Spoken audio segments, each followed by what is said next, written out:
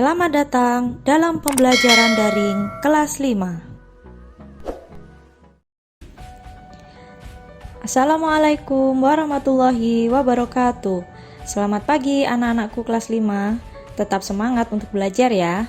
Bagaimana kabar kalian? Semoga kalian selalu sehat. Kita awali pembelajaran hari ini dengan berdoa agar kalian diberikan kemudahan untuk berpikir dan menerima ilmu yang bermanfaat.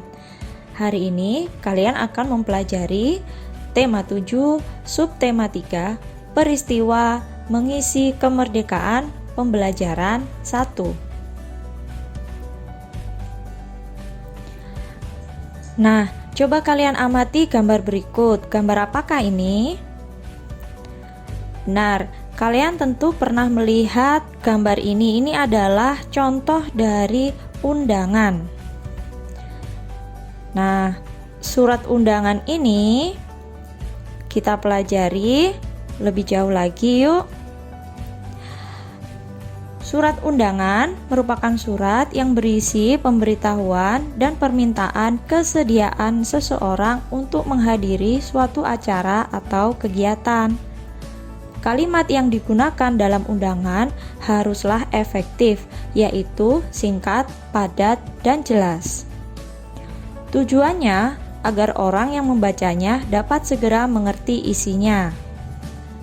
Nah, anak-anak, berikut ini adalah bagian-bagian dari surat undangan. Kalian perhatikan baik-baik, mulai dari bagian yang paling atas, yaitu kepala surat, kemudian nama dan alamat tujuan, ditujukan kepada siapa surat tersebut, kemudian pembuka surat.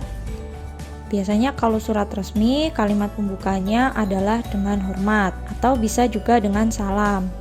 Kemudian isi surat yang berisi tentang acara, kemudian hari pelaksanaan, ada hari, waktu, dan tempat pelaksanaannya di mana. Penutup surat, kemudian ada tempat dan tanggal pembuatan surat ya. Jadi surat itu dibuat pada tanggal berapa. Dan ada pembuat surat dengan disertai tanda tangan. Surat undangan dibagi menjadi 3 macam. Ada undangan resmi, undangan setengah resmi, dan undangan tidak resmi. Apa definisi dari masing-masing jenis undangan ini? Undangan resmi yaitu undangan yang mengatasnamakan sebuah instansi atau organisasi dan kedinasan, biasanya dipergunakan untuk kepentingan kedinasan. Undangan setengah resmi, undangan yang mengatasnamakan perorangan yang ditujukan ke perorangan maupun instansi atau organisasi.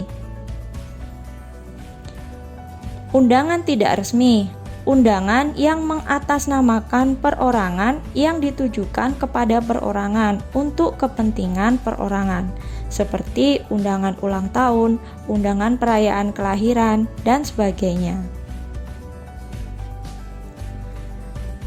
Nah, di sini akan ditampilkan contoh dari masing-masing jenis undangan ini. Kalian perhatikan baik-baik ya. Ini adalah contoh dari undangan resmi. Kalian lihat di sisi sebelah atas itu ada nama instansinya. Nah, bagian ini disebut dengan kepala surat.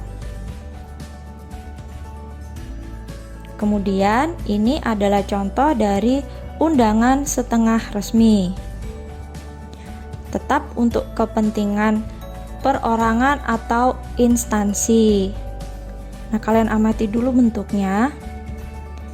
Kemudian untuk undangan tidak resmi, contohnya di sini adalah undangan acara ulang tahun. Ini hanya untuk kepentingan perorangan saja.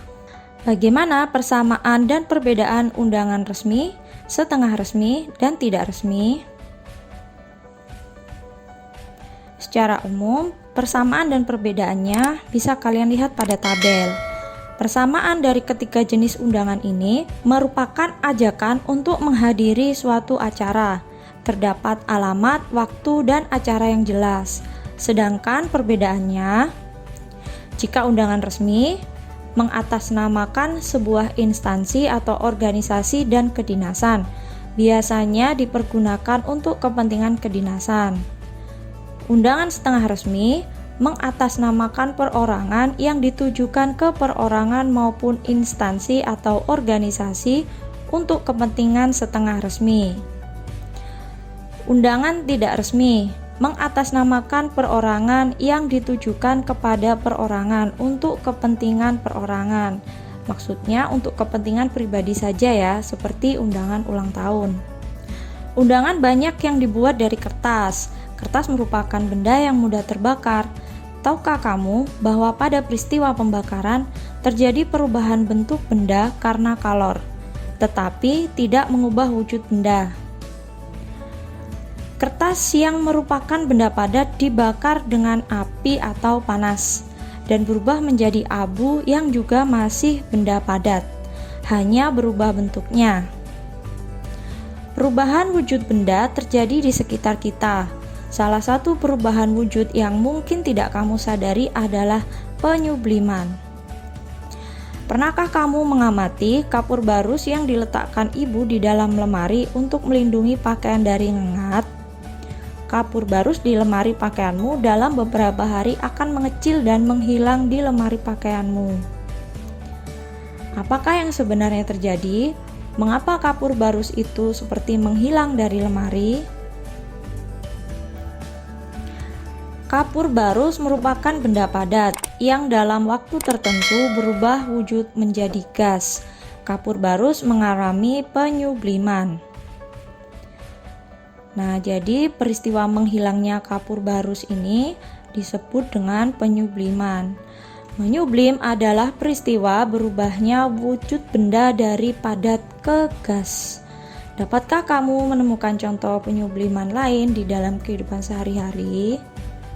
Perubahan wujud benda merupakan satu perubahan alami karena fenomena alam yang terjadi di sekeliling kita. Dalam kehidupan bermasyarakat, perubahan juga terjadi. Perubahan itu dapat berupa perubahan fisik maupun perubahan perilaku masyarakat. Perubahan secara fisik merupakan perubahan yang dapat dengan mudah dilihat, misalnya perubahan kenampakan suatu wilayah karena pembangunan gedung-gedung prasarana dan juga jalan-jalan. Usaha dan kegiatan pembangunan di negara kita sudah dilakukan sejak negara merdeka oleh pemerintah hingga sekarang. Pembangunan nasional Indonesia merupakan pembangunan manusia Indonesia seutuhnya. Artinya, pembangunan semua aspek dan bidang kehidupan, tidak hanya pembangunan fisik, tetapi juga manusia Indonesia seutuhnya. Pembangunan tidak dapat dilakukan jika kita belum merdeka dan berdaulat sebagai sebuah negara dan bangsa yang diakui dunia. Oleh karena kita sudah merdeka, ada banyak kegiatan pembangunan yang perlu dilakukan untuk mengisi kemerdekaan ini. Nah, sekarang kita baca bersama-sama kegiatan mengisi kemerdekaan negara Indonesia. Kemerdekaan Negara Kesatuan Republik Indonesia didapatkan dengan cara yang tidak mudah dan tidak murah. Bertahun-tahun para pemimpin bangsa ini berupaya dengan berbagai macam cara untuk melepaskan diri dari penjajahan bangsa lain. Ribuan nyawa manusia juga telah melayang dalam upaya ini. Kini, Indonesia telah merdeka dan berdaulat. Namun, banyak hal yang harus dilakukan untuk mengisi dalam rangka pembangunan bangsa Indonesia yang seutuhnya, seperti yang dicita-citakan para pendiri bangsa ini. Generasi penerus bangsa harus mengupayakan agar pembangunan manusia seutuhnya ini dapat dilakukan terus-menerus dengan berbagai cara. Cara-cara yang dapat dilakukan antara lain adalah mencintai dan bangga menjadi bangsa Indonesia. Hal ini dapat dimulai dengan memahami dan mengamalkan nilai-nilai dalam Pancasila sebagai dasar negara dan mengenal budaya bangsa sendiri. Rasa cinta tanah air dan bangsa dapat dipupuk dan dilakukan dengan kegiatan-kegiatan sederhana seperti mengunjungi berbagai daerah di Indonesia, dan mengenal cara hidup dan nilai-nilai masyarakatnya. Selain itu, kemerdekaan harus diisi dengan membangun kualitas manusia Indonesia. Para pemuda hendaknya dapat menggunakan masa kemerdekaan bangsa dengan menuntut ilmu setinggi-tingginya dan berkarya untuk membangun negara sendiri. Berbagai ilmu dan teknologi hendaknya dikuasai untuk memajukan kehidupan berbangsa dan bernegara dan untuk menuju masyarakat Indonesia yang sejahtera. Nah, dari bacaan tadi, mari kita menemukan kosakata baku dan tidak baku beserta artinya. Nah, kosakata baku dan tidak baku beserta artinya sudah terangkum dalam tabel berikut. Contoh kosakata baku yang bisa kalian temukan adalah merdeka, sejahtera, generasi, teknologi, kualitas. Sedangkan kosakata tidak bakunya yaitu pada penulisan teknologi. Kalian perhatikan perbedaannya antara kosakata baku yaitu teknologi, sedangkan kosakata tidak bakunya tertulis teknologi. Kosakata baku dari kualitas seperti ini tertulis kualitas, sedangkan kosakata tidak bakunya penulisannya yaitu kualitas. Kalian ingat baik-baik ya anak-anak. Nah, lalu bagaimana cara-cara untuk mengisi kemerdekaan ini? Kegiatan yang bisa kalian lakukan bisa berbagai macam. Misalnya, jika asal daerah kalian dari Jawa Tengah, kalian bisa menciptakan kondisi masyarakat yang aman dan saling toleransi. Nah, misalkan kamu punya teman atau saudara yang ada di Jawa Barat, apa yang bisa dilakukan untuk mengisi kemerdekaan? Misalkan dia ingin mengisi kemerdekaan dengan cara meningkatkan penguasaan ilmu pengetahuan dan teknologi untuk membangun bangsa Indonesia.